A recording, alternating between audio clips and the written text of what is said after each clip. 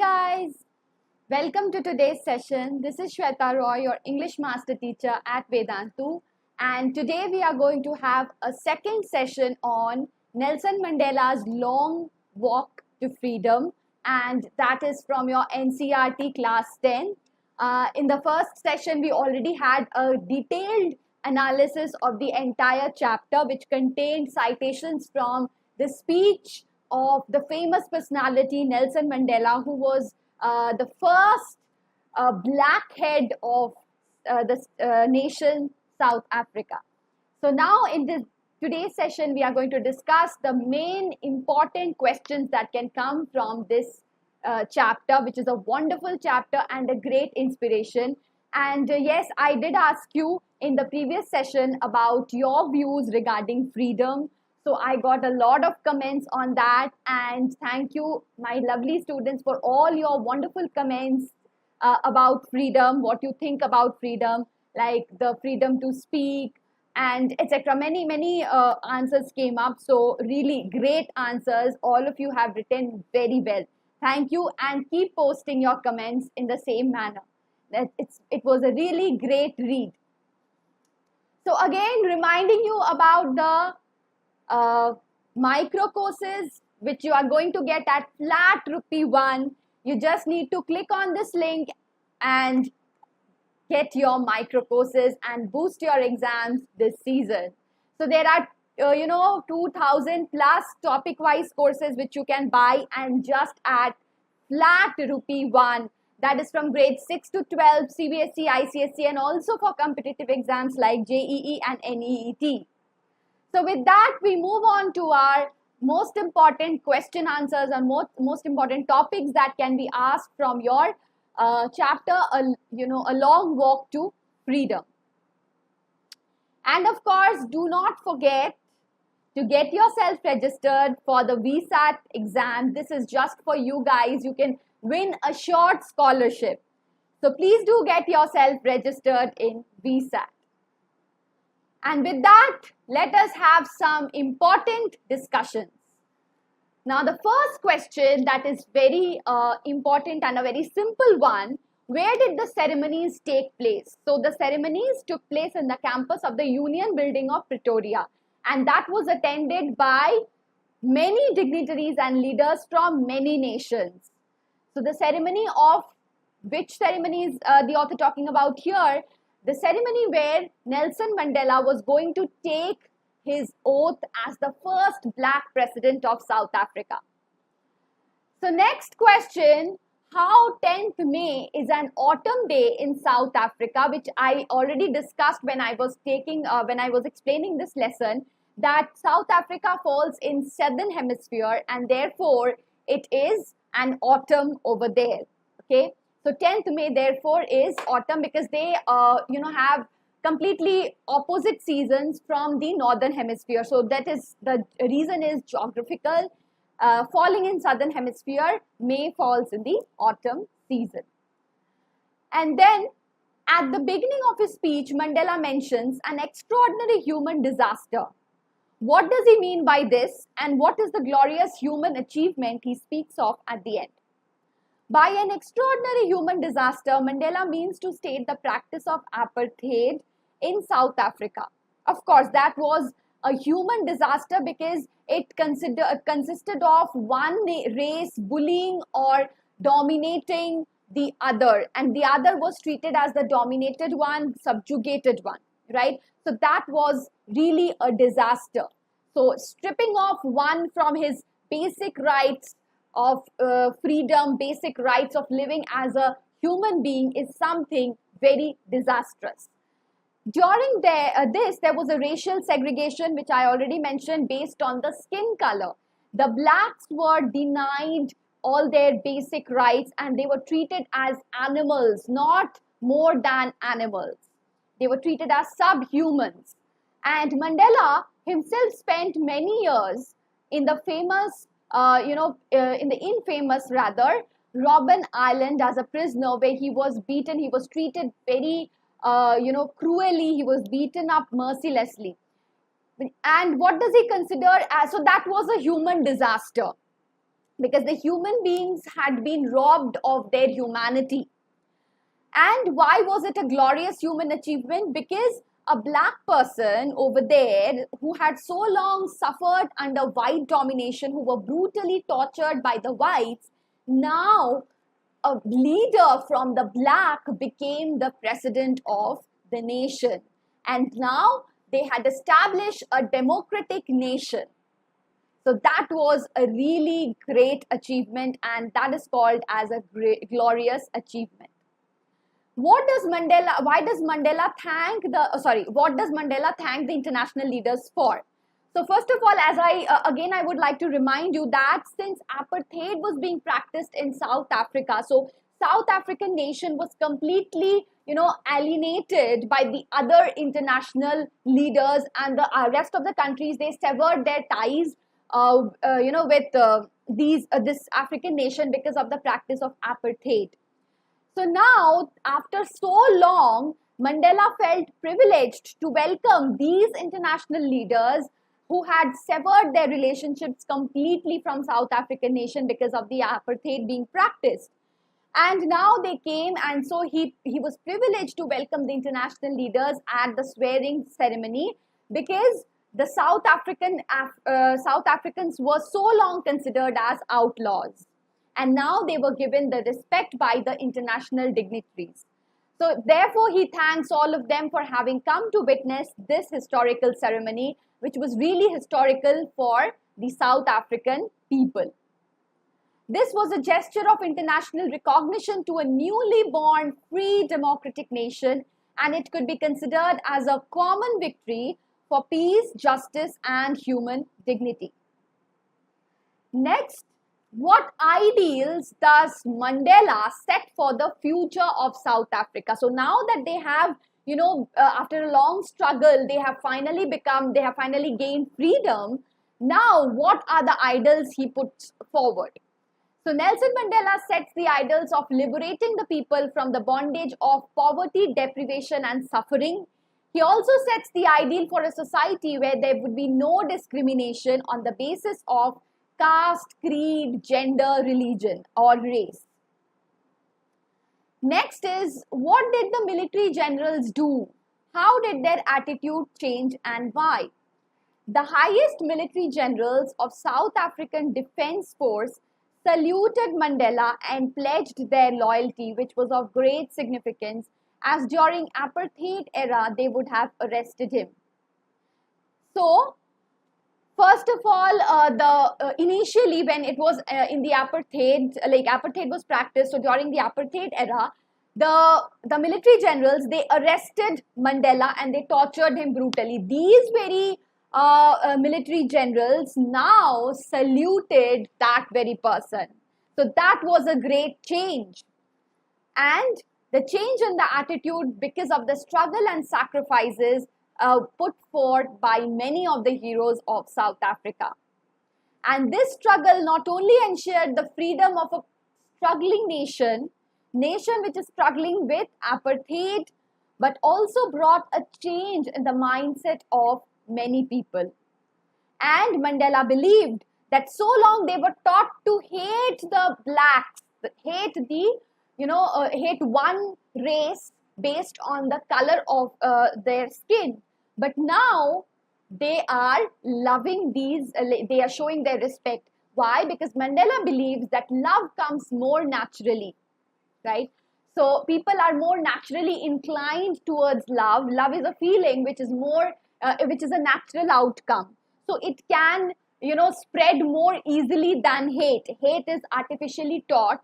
So therefore, if hate can be spread, then of course love, it can be more easily spread, and it is more powerful than hate.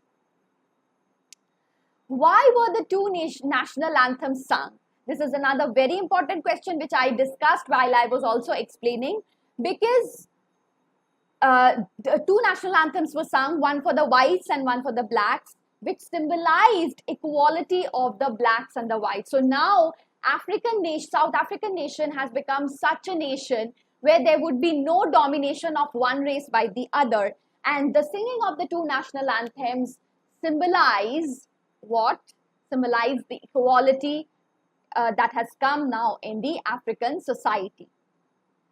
Next is, how does Mandela describe the systems of government in his country in the first decade and in the final decade of the 20th century?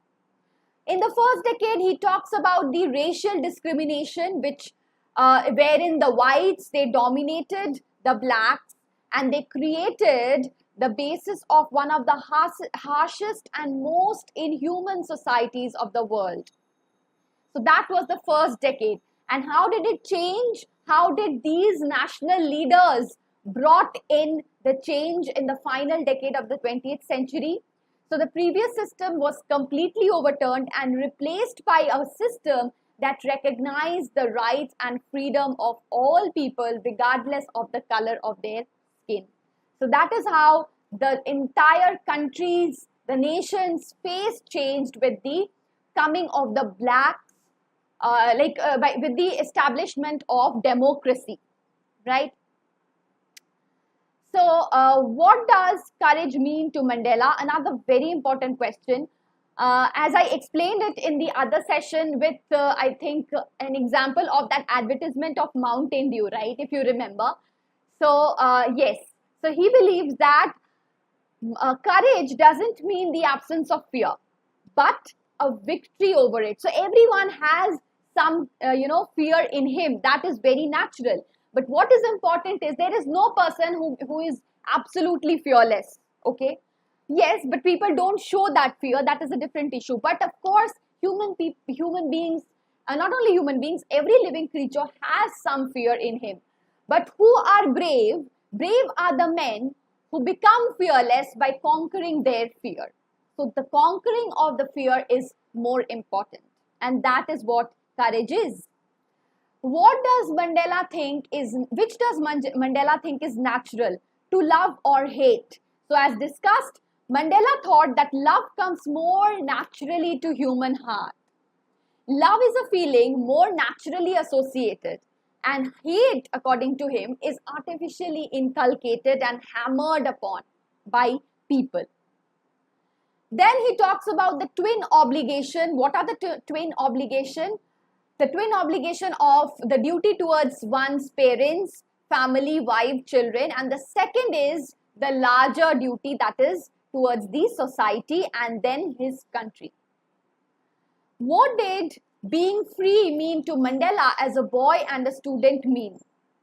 And how does he contrast these transitory freedoms with the basic and honorable freedom? This is a very important question. So like any other kid, like you and me, for Mandela, freedom also meant, to make, merry and to enjoy a blissful life, to do whatever he wanted to do without any restriction placed upon him by any family member or anyone else. But when we grow up gradually, so as a teenager, you should be thinking like this, that, okay, as I discussed in the previous session also, that I should be allowed to go with my friend outside, I should be allowed to go to the movie theaters, I should have the freedom to wear whatever clothes I want to. So according to you, currently as a teenager and as a student, freedom is restricted to these freedom, your personal freedom. But when he grew up, since he was born not in a free country like we are fortunate to be right now born in a free country. But previously, I told you that if you speak to those people who actually faced the British domination, who had seen that era, would know what it is to be subjugated and what it is to be dominated by another nation, right? So we cannot very well relate to that because we were born in a free country, right? So Nelson Mandela was not born in a free country. So as an adult, he realized that these personal freedoms are just transient freedoms, not permanent ones. Why? Because these are very childish activities, and he considered, when he looked at these activities, these freedom, from the lens of an adult, he understood that this is something which is not real freedom. So what is real freedom? When we grow up, we understand that we need to fulfill our familial and societal responsibilities. We need to start earning our own living. So if you are born in such a country where you are not allowed to earn your own living, where you are restricted from fulfilling all your obligations towards the society, towards your family, then that is the restriction coming from a larger place. So freedom is then becoming your ability to have the basic rights and to live a dignified life.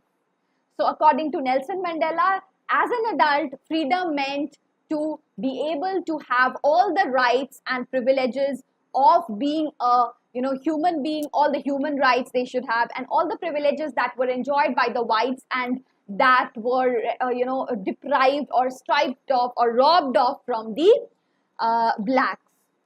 So those freedom he talked about, those were the honorable and real freedom. So does Nelson Mandela think that the oppressor is free? Why or why not? So Nelson Mandela thinks that both the oppressor and the oppressed are not free. The oppressed are not free because the oppressor is constantly subjugating or dominating him.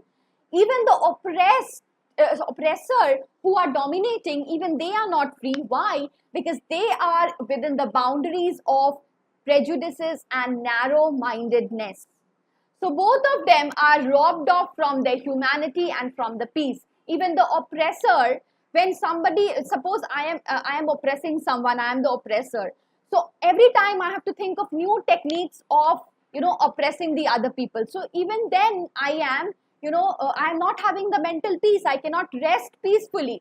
Every time I have to think of some or the other techniques of oppressing someone. So therefore, even the oppressor is not free.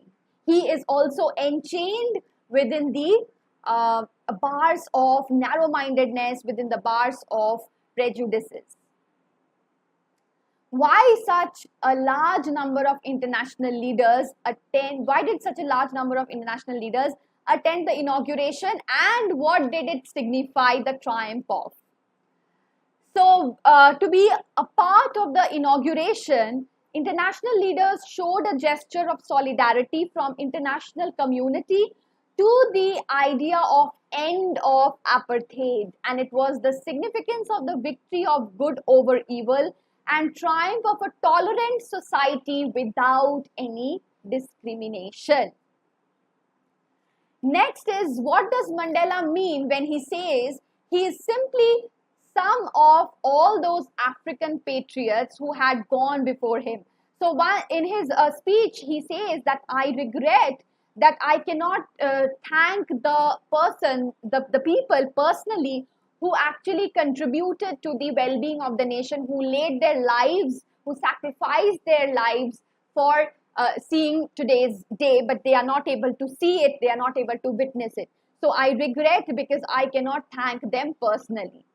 So he says that I am the sum of all those African patriots, and he's paying his tribute to the people who have sacrificed their lives for the sake of freedom. He says that he's grateful to those who had gone before him because those heroes of the past had paved the way for cooperation and unity.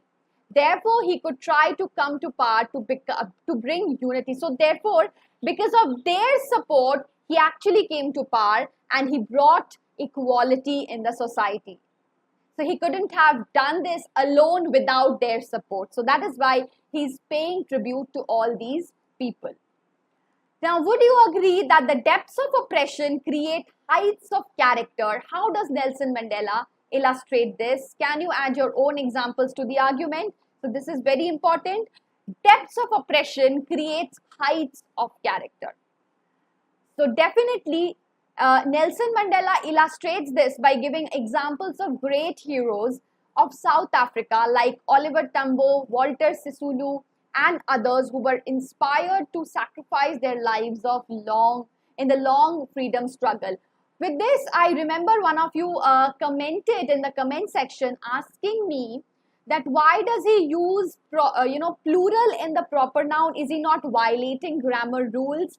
So yes, I have an answer for that as well. So he says that Africans have created people like Oliver Tambo's or Walter Sisulu's like this, right?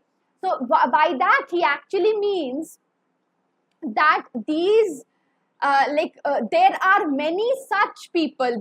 Of course, there is one Walter Sisulu, but Walter Sisulu has been, what to say? There are many such people like Walter Sisulu. So that is what he wanted to say, and that is why he said that this nation has produced many Walter Sisulus. That means many have become like Walter Sisulu. So there is no violation there in grammar rules. We can speak like this when we mean to say that there are many people like Walter Sisulu or like Oliver Tambo. So we can say like this, that African nation has, so like we can say that India has created many Mahatma Gandhis. So that means many people are there like Mahatma Gandhi who had imitated the ideals of Mahatma Gandhi. Similarly, he wanted to say that. So I hope I tried to give you the answer and you are satisfied with that. So India is full of such examples. During our long freedom struggle, there was a galaxy of leaders of great characters, and the oppression of British rule created and encouraged people of noble character. So this is true that when you are oppressed, actually, you gain that strength to, when you are faced with some kind of challenges, you have that strength, you gain automatically that strength to, come out of that challenge, or to, challenge those people who are oppressing you, to speak for yourself, to speak about your own rights or about your own freedom. So naturally, when you are oppressed, you will be, filled with the strength, because the anger, the frustration will give you the strength to fight against all odds, to fight against your enemy of freedom, right? For example, I'll give you a very common example. Suppose you are restricted by someone to do a particular task. Okay? What happens is, it is a very natural tendency that you feel the urge of doing that task. So you say, suppose I tell you that you can't do this. It's beyond your capability. You can't do this. You will automatically, there will be a mindset in you, created in you. Why can't I do this? I will show that I can do this. So if I am like telling you negative, you are gaining the strength from that negativity, and so negative situation actually gives you strength, and then you come to a positive situation. So that is why he says that oppression, the heights of oppression creates strength of character.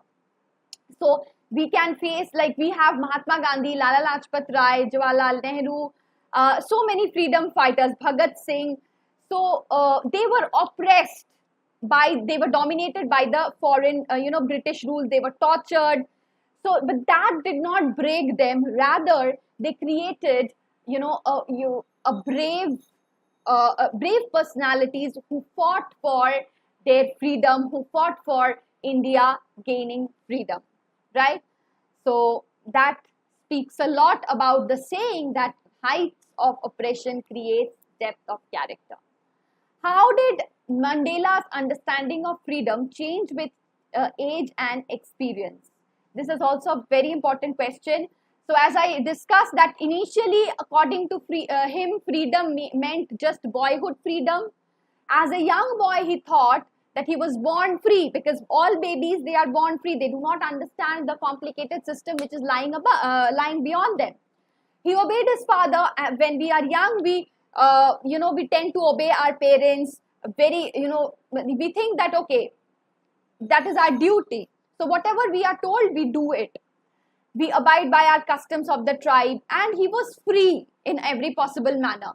But when he grew old, freedom, as he grew older, freedom to raise a family and freedom to earn livelihood started dominating his thoughts.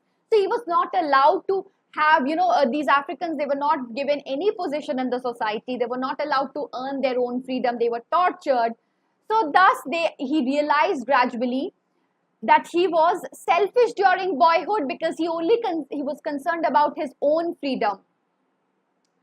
Right, he was concerned about the kind of books that I should be able to read, the kind of places that I should be able to visit, right? And so that was just transitory. he slowly understood that it was not only his freedom that was curtailed, because it was not he himself only that was not allowed to earn his basic living and live a dignified human life, but every black was robbed of from their freedom. It was the freedom from fear and prejudice. Age and experience widened this perspective of freedom. How did Mandela's hunger for freedom change his life? So obviously, if he did not have this craving to attain freedom, he would remain the ordinary person that he was, subjugated, dominated, fearful. But his hunger for freedom made him the Nelson Mandela that we know of today. So in his youth, it was not just his freedom that was being curtailed, but the freedom of all blacks. This changed the fearful man to a fearless rebel. As I told you already, that oppression, gives you the strength to fight against that oppression. So if there is an absence of oppression, you will not gain that strength to fight against that oppression, right?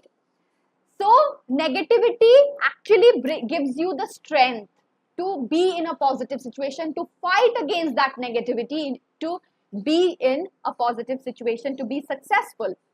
So just as it is said that failure leads to success, so if you don't face failure, then you will not value your success, right? So he sacrificed the comforts of a settled family life to fight for a greater cause.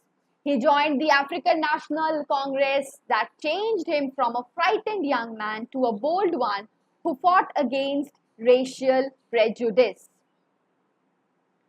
So that was all from my end, and I hope that you have enjoyed today's session and you have learned something from this very valuable lesson, that is A Long Walk to Freedom. And I'm sure that you would certainly imbibe certain qualities of Nelson Mandela and other freedom fighters that we came to know in the course of this lesson. So if you have liked the video, then do hit the like button and don't forget to comment and subscribe and share it with your friends as well. Till then, take care and hope to see you soon in the next session with another amazing lesson. Take care till then. Bye-bye.